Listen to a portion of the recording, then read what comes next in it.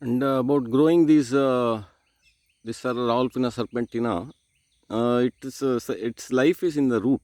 So you have to, and also it has ripe fruits that are quite easy to multiply. Like these seeds that you see there, they'll become blackberries, and then you can grow from them also. And once you establish in a garden, they are long lived. Year after year, they'll survive. Quite hardy also.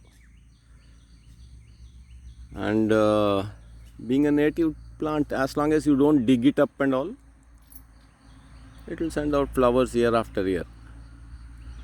And for biodiversity gardens and all, it's a good plant, essential plant actually, because sarpagandha means it's connected with serpent, snakes and all, and has so many medicinal properties apart from being very beautiful also.